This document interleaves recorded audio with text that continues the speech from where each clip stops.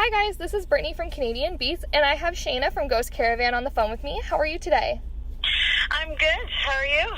I'm good. I want to thank you for taking the time to jump on this call with me. Of course. So I just have a couple of questions for you today. So we'll start off with, what is your favorite part about being like in a band, playing music?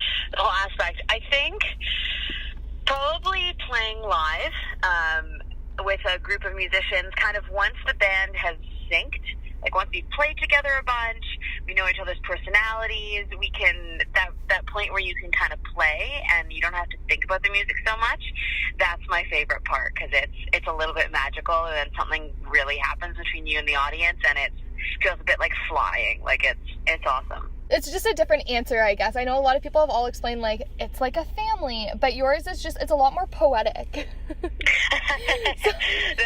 That's my style. No, for sure. So, with you starting, just dropping new music and new songs, singles, where is your favorite place to tour? Right now, mostly we're playing around Toronto and the surrounding area. And I mean, I love playing in my own city. I get to meet new people and see familiar faces. I would love to tour across Canada. I love this country, and I would love to explore other parts of it. And definitely New York. I am a New Yorker at heart, I have to admit. I love how much art there is there. There's like music around every corner. There's theater. There's film.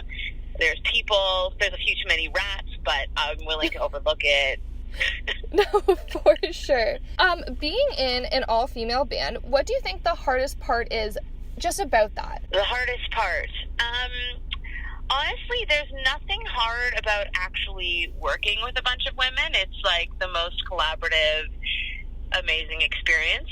I think the hardest part is realizing how like unusual it is when we first played with our female drummer just like a month ago. It was funny because someone came up to me, a woman came up to me and was like, "Oh my God, your band is all women? Really?" And I think it's really kind of sad that that's still a thing in 2018. Like, the fact that we're an all-female band is, no one goes up to a male band and says, "Oh my God, your band is all men? That's crazy." You know what I mean? No, like, for sure. It's just a thing. So I think the hardest thing is dealing with that expectation and, kind of being, it's not hard to be proud of it. I'm very proud of it, but accepting, I guess, where the world is at this point, and then championing an all-female band from there. Does that make sense? No, 100%. It's really great to see that you're making such a forefront for women who maybe were a little bit nervous or unsure of how they would do in the industry. Yeah, I think that, honestly, it's very important to be vocal about feminism and women doing everything and women's rights, but I think that one of the most important things that I can do and that we can do is just depict women in a positive light doing everything and anything. So one of the things that I'm passionate about is just putting women in my music videos, being celebrated for who they are, and in a variety of aspects, and just putting them on stage playing all the instruments without an explanation, without being like, "Oh my God, we have a female drummer." It's just like, we have a female drummer, we have female musicians, we have female singers.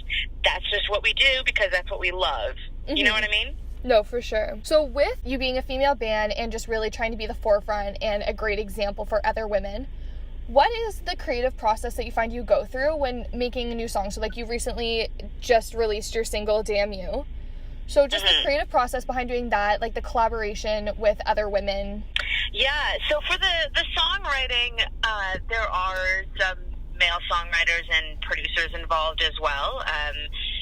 I just kind of collaborate with whoever I click with. And it's funny because when you're writing with other people, unless you're writing with the same person over and over, it kind of changes the experience every single time, which is the experience I had on this album. Like, writing every single song was a different creative process, which I love because I love exploring and creating new things all the time. So for Damn You, I actually wrote the lyrics and the melody myself, like in a room in Sudbury in the middle of the winter away on a gig. That one was written from like a very personal place. I felt like I needed to write this dark, heartfelt ballad to go with what we were writing. And I had just gotten off a phone call with my boyfriend, my partner, and everything was just going really great.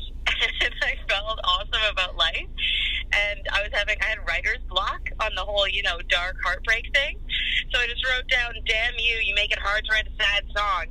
And then I looked at it again, and I was like, that's pretty good, actually. And then that became the chorus. But from there, I brought it to one of my producers, Matt Fudge, and he created a track for it. But it just didn't feel it was quite right, so then we brought it to Hillary Korkudis, who's another amazing producer that I work with.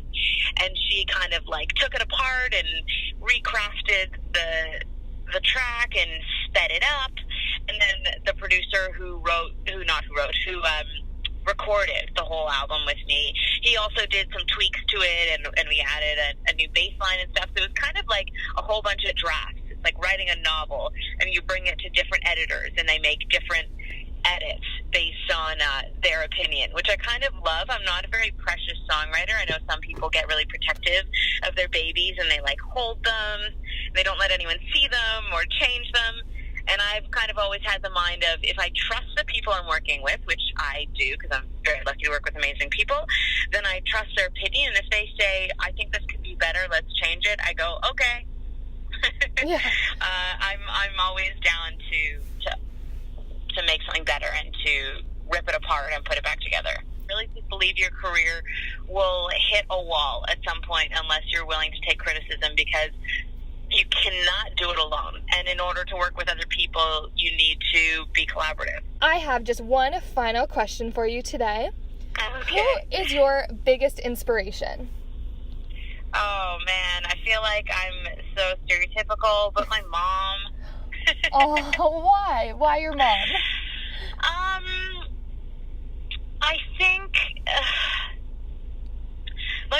I think my mom gave me the greatest gift that anyone can have, or that any, especially artist, can have. And she taught me how to love and accept myself.